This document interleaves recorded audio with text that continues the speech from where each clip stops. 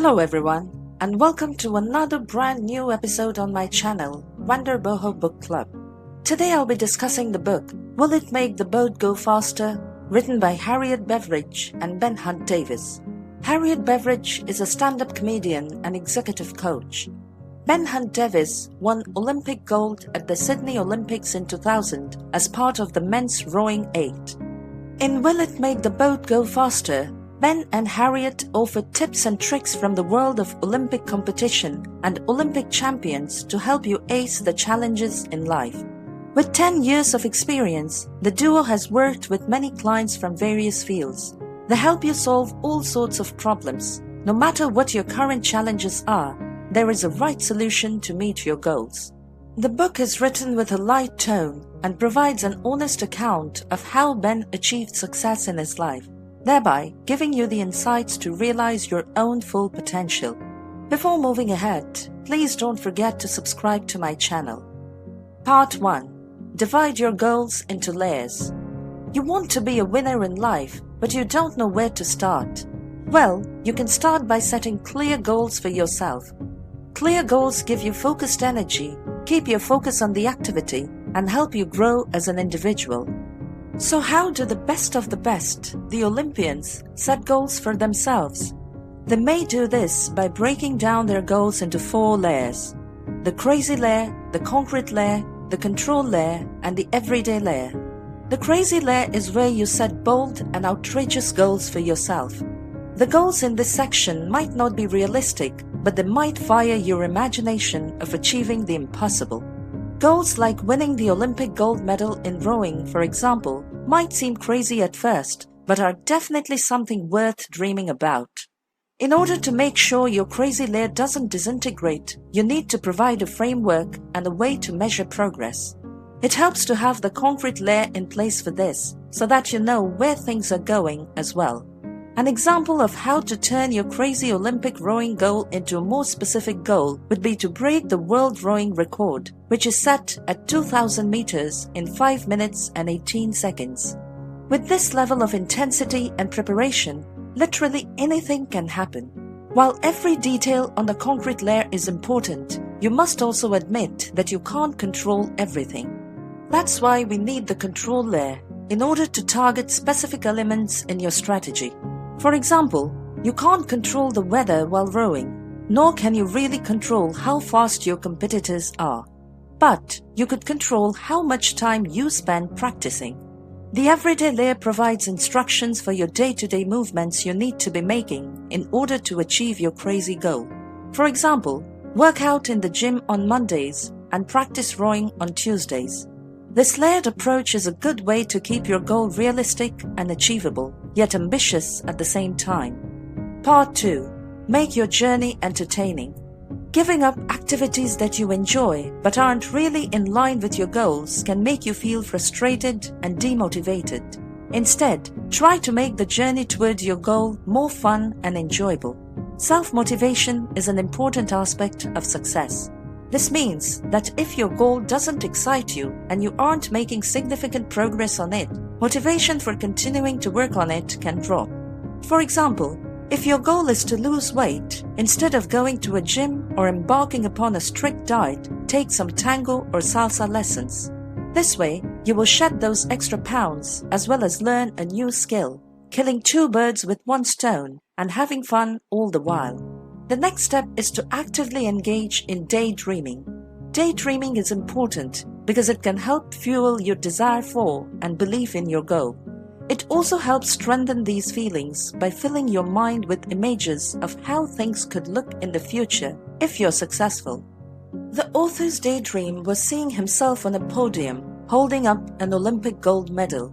The goal didn't come to fruition easily, but he stuck with his training routine and eventually achieved his dream. Another important aspect of goal setting is establishing milestones and keeping track of how far you have come.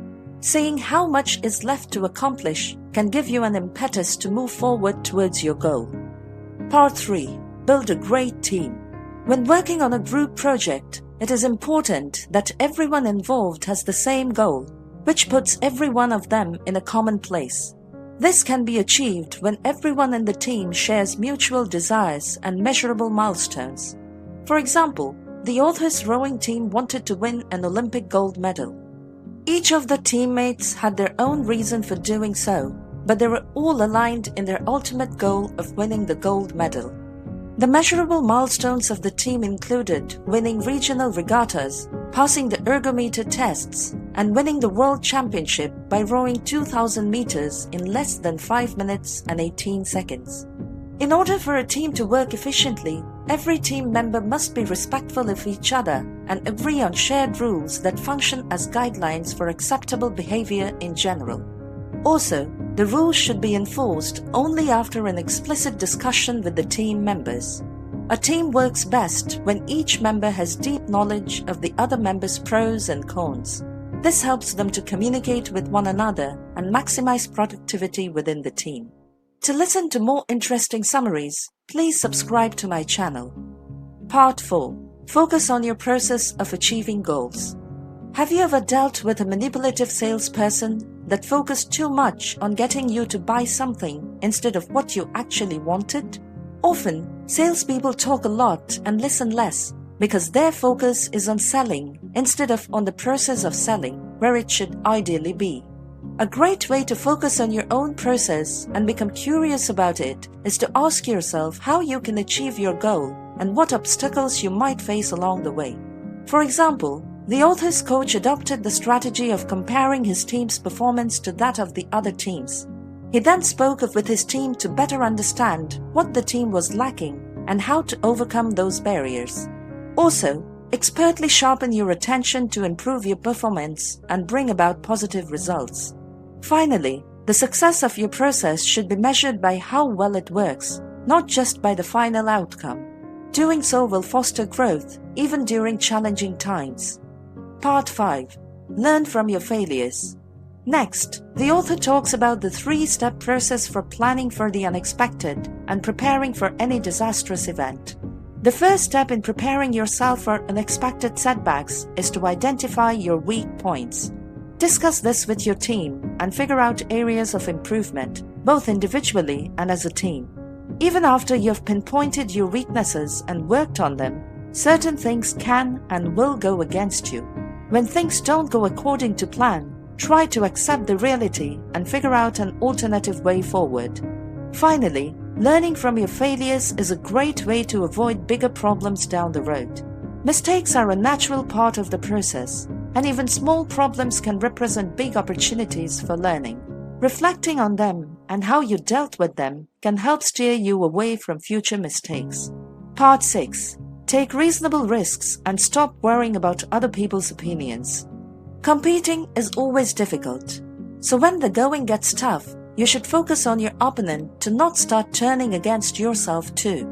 Although we always like to think of ourselves as rational people, we're often biased and fall back on not taking any action when we perceive a risk. To be successful, you should take into account the consequences of not doing something versus what you could be gaining if you did take the risk of doing it. For example, every time the author's team entered a regatta, they had to mentally prepare themselves for the possibility of losing. Had they succumbed to their fear of failing, they wouldn't be able to participate in any regatta at all. It's natural to be influenced by what the majority is doing, but it's important to keep your mind clean from other people's opinions because not all opinions can guide your actions correctly. Conclusion. In order to achieve your dreams, you need to put your priorities in order and approach your goals with the appropriate mindset.